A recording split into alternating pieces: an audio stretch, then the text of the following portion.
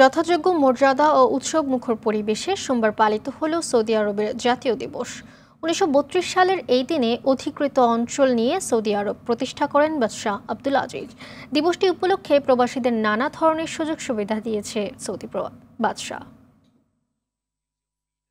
Saudi মহামান্য বাদশাহ ৯৪তম স্বাধীনতা দিবসে বিভিন্ন ধরনের সুযোগ সুবিধা দিয়ে থাকে প্রবাসীদেরকে, যেমন বিভিন্ন মার্কেট হতে বিভিন্ন স্থানে কিন্তু অনেক কিছু অফার দিয়েছে, যেটি আসলে ১০০ রিয়াল, ৫০ রিয়াল, ৪০ রিয়াল দাম, সেটি কিন্তু ৯৪ পয়সার মধ্যে দিয়েছে সৌদি সরকারের নির্দেশনায় এবং বিভিন্ন কোম্পানি।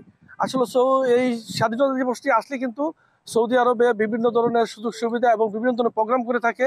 আমি যদি আপনাদের জানাতে চাই, এবার কিন্তু রিয়াদ এবং জেদ্দার মধ্যে খুব সুন্দরভাবে ওয়াটার ফ্রন্ট সাজিয়েছেন এবং হেলিকপ্টারের মাধ্যমে কিন্তু বড় ধরনের পতাকা উড়ানো হয়েছে।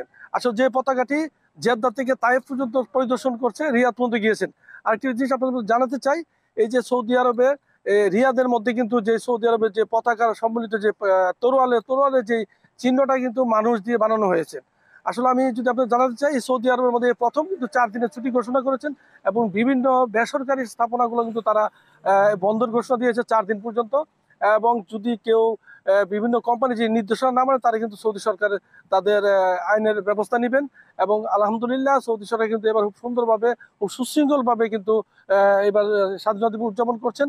আর কিছুক্ষণ পর আমরা এখানে ফায়ার অনুষ্ঠান, যেটি বাজি, লক্ষ লক্ষ মিলিয়ন রিয়ালের বাজি কিন্তু ফুটানো হবে। জেদ্দা থেকে জানাচ্ছিলেন হানিফ সরকার উজ্জ্বল।